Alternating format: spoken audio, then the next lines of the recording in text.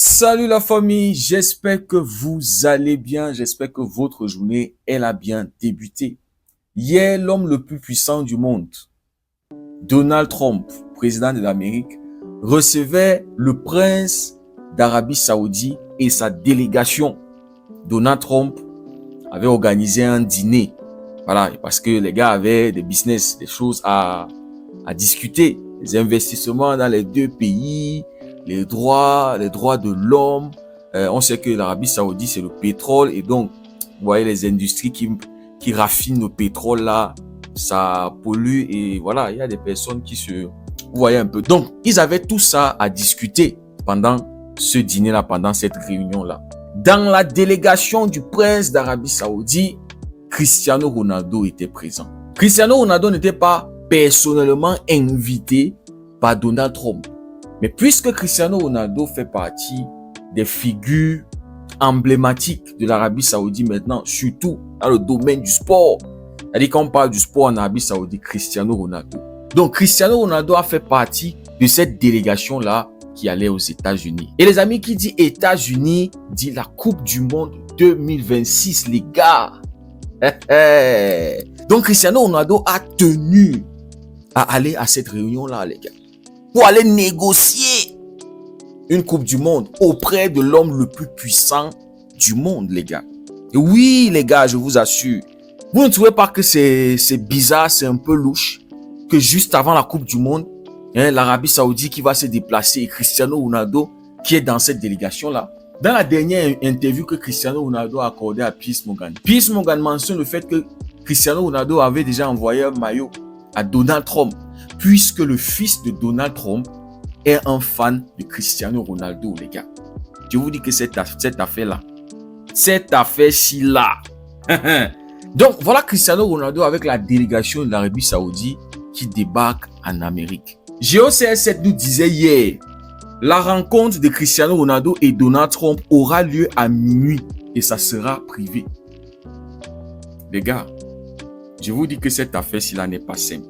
Vous savez que Cristiano Ronaldo et tous ses fans pensent tout haut. C'est-à-dire, c'est pas un truc que, voilà, ils le disent comme ça, là, en cachette. Non, tout haut. Ils pensent que la FIFA suce Lionel Messi. Que Messi est le favori de la FIFA. Et que la FIFA et les Qataris se sont mis ensemble pour donner la Coupe du Monde 2022 à Lionel Messi. Les amis, on se rappelle que c'est ce qui était ressorti après la Coupe du Monde. Ouais, ils ont tout manigancé. Ouais, les pénaltys accordés. Ouais, les ci, ouais, les ça. La FIFA, on le sait toujours. Messi, c'est le petit chouchou d'Infantino. Machin, c'est monté. Donc, puisque Cristiano Ronaldo a suivi que le fils de Donald Trump, l'homme le plus puissant de la planète, est son fan, Cristiano Ronaldo débarque juste avant la Coupe du Monde pour rencontrer Donald Trump à minuit, les gars. À minuit. Minuit quand les gens sont en train de dormir. Parce que Cristiano veut négocier une Coupe du Monde. Pour dire à Trump, puisque tu es l'homme le plus puissant, s'il te plaît, j'arrive ici en Amérique. Ça, c'est ma dernière chance. Ça, c'est ma dernière chance. Si la Coupe du Monde, si là se passe mal, c'est mort pour moi. Je n'aurai plus jamais une Coupe du Monde. Donald Trump nous dit, mais mon petit, c'est pas toi qui disais récemment à Piers Morgan que tu t'en bats les couilles de la Coupe du Monde, hein, tu n'as pas d'ambition. Cristiano lui dit, non tonton, c'est juste la frustration. Je cache, je masque ma frustration. Est-ce que tu veux que j'affiche ma frustration comme ça là? Il ne sait pas qu'en cachant sa frustration là, il affiche ça plutôt. Donc il dit à Donald Trump que non, ce sont les choses des caméras, ce sont les choses du paraître. Et au fond là, j'ai envie de Lionel Messi. Et c'est pour ça qu'il critique Lionel Messi. C'est pour ça que toutes les occasions qu'il a, il va critiquer Lionel Messi. Il va critiquer une compétition où Lionel Messi lui a battu. Il critique aujourd'hui la Coupe du Monde. Il a critiqué le Ballon d'Or. Donc le mec va voir l'homme le plus puissant du monde. Et puisque la Coupe du Monde va se jouer, on sait que la Coupe du Monde va se jouer dans 3 pays, le Canada, le Mexique et les États-Unis. Donc Cristiano Ronaldo est allé négocier pour une Coupe du Monde. Il allait dire à Trump, s'il te plaît, menace-moi Infantino. Je sais que Infantino, c'est ton bon petit.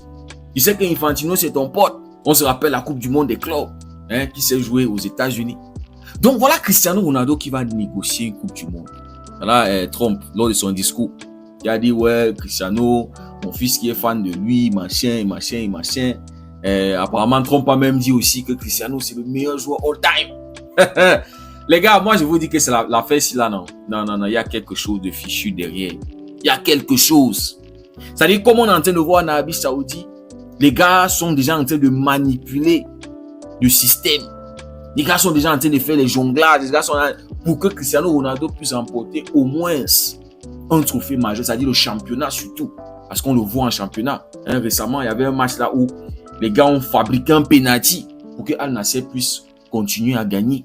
Pour qu'Al Nassr ne perde pas au bénéfice. Parce que je pense que c'était un match, un truc comme ça. Ils ont fabriqué un penalty pour que Al Nassr puisse gagner ce match 2-1. Et ça avait créé un scandale en Arabie Saoudite. Les joueurs avaient réagi, les coachs, je pense que c'était contre Al Qadisiyah. Les gars étaient scandalisés par ce penalty-là. Donc maintenant, Cristiano Ronaldo veut négocier avec Donald Trump pour avoir une Coupe du Monde, les gars. Mais Cristiano, tu es mal tombé. C'est-à-dire, ça ne va même pas t'aider. Négocie comme tu veux. Manipule. Utilise ton nom. Utilise toutes les forces que tu as. Tous les contacts que tu as. C'est sur le terrain que l'affaire là va se décider. C'est sur le terrain que l'affaire là va se décider. Et on sait que tu es un chat noir. C'est-à-dire, si tu n'étais pas dans cette équipe du Portugal là, voilà, je pouvais dire que voilà, le Portugal a toutes ses chances. Mais avec toi, tu es déjà un poisson. Et si on s'en tient à l'histoire, chaque fois où le Nigeria ne s'est pas qualifié pour la Coupe du Monde, l'Argentine a pris une Coupe du Monde. CR7, je ne sais pas si tu es au courant. Je ne sais pas si tu es au courant de cette histoire qui lie le Nigeria et l'Argentine. L'Argentine qui est loin là-bas, le Nigeria qui est loin ici là, mais ils sont liés. C'est-à-dire, négocie tout ce que tu veux négocier là. Puisque le Nigeria ne va pas participer à cette Coupe du Monde 2026.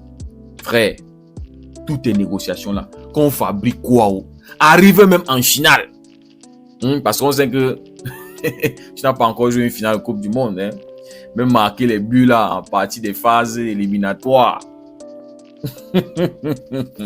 Donc les gars, cette histoire-ci là, très très fichue les gars. Pourquoi est-ce qu'ils ne rencontrent pas ouvertement, c'est-à-dire deux places comme ça où vous vous asseyez pendant que les autres sont là, vous causez, tout le monde voit. Mais non, il faut le faire en privé pour arranger des choses. Et il est là même, il négocie pour une Coupe du Monde qu'il a ouvertement critiquée, disant que ce n'est pas une compétition à 6 ou 7 balles qui va déterminer qu'il est le meilleur de tous les temps. Une compétition qui réunit les nations du monde. Une fête mondiale. Voilà l'Haïti qui s'est qualifié pour la Coupe du Monde. Félicitations aux Haïtiens et au passage, salutations à tous ceux qui me suivent de l'Haïti. Voilà, après 52 ans qui n'avaient pas participé à la Coupe du Monde. 52 ans. Fallait voir les émotions des Haïtiens. C'est ça, c'est cette compétition que Cristiano, il critique. Il ne trouve pas ça comme une compétition importante. C'est aussi une compétition comme ça là. Mais il va en Amérique pour négocier parce qu'il veut avoir ça. Il a envie, dans le fond de son cœur, il a envie de même ici. Hier, le Curaçao s'est qualifié pour la Coupe du Monde, les gars. On te parle d'une île, c'est une île, une nation de 100 000, 150 000 habitants. On va voir les émotions, les gars. Et c'est pour ça que je kiffe ce nouveau format de la Coupe du Monde. Ah, c'est quoi, c'est 48 équipes. Ça permet qu'on puisse avoir des nations comme ça. Ça englobe, ça inclut encore. C'est cette compétition-là que Cristiano Ronaldo, du haut de là où il pense qu'il est, il critique une compétition qui réunit les nations du monde. Une fête mondiale, les gars. Il y a aussi, c'est l'Écosse qui s'est qualifiée pour la Coupe du Monde après 30 ans, les gars. 30 ans que les gars ont cherché ça. Et avec des magnifiques buts, notamment celle de Scott McTominay. Franchement, je kiffe trop ce joueur, les gars. Depuis qu'il est parti de United, c'est un autre joueur. C'est-à-dire, il démontre le talent qu'il a. Un match très très compliqué, 2-2, et puis l'Écosse qui va marquer le 3-2 et ensuite le 4-2. Franchement, un match très très divertissant entre l'Écosse et le Danemark. Donc CR7, voilà les gars qui se qualifient, qui sont fiers. Toi, tu avais abandonné ton équipe et les gars se sont battus pour se qualifier. Le coach du Portugal qui vient dire, ouais, Cristiano Ronaldo, c'est un ambassadeur. S'il va rencontrer Donald Trump, c'est pas seulement pour des trucs sportifs, c'est bien au-delà. C'est pour le bienfait de la nation. Oui, oui, oui, on connaît. Il veut négocier pour la Coupe du Monde. Et un ambassadeur, machin. La mafiosie, là, ça ne va pas vous aider. Je vous dis, la mafia ne va pas vous aider. Manipuler, manigancer, tout ce que ça ne va pas vous aider. En plus, c'est un ex-madinel. Les mafieux, c'est mafieux, là, les gars. Je vous ai dit, tant que le Niger ne s'est pas qualifié, je crois que l'Argentine va remporter la Coupe du Monde 2026. Le back-to-back, les gars. Notez, écrivez ça quelque part. L'Argentine, champion 2026, ils vont retenir le titre. Ça ne va pas être facile, mais ils vont le faire. Même avec la corruption, ils vont passer. Ils vont gagner cette Coupe du Monde-là. Rien, c'est-à-dire rien ne va empêcher l'Argentine de prendre cette Coupe du Monde. Les gars, dites-moi ce que vous en pensez en commentaire. Si le contenu vous a plu, n'hésitez pas à liker, à partager. Pour ceux qui découvrent cette communauté, n'hésitez surtout pas à nous rejoindre. Merci beaucoup d'avoir suivi la vidéo. On se dit à très bientôt. Prenez tout soin de vous. Et que Dieu vous bénisse.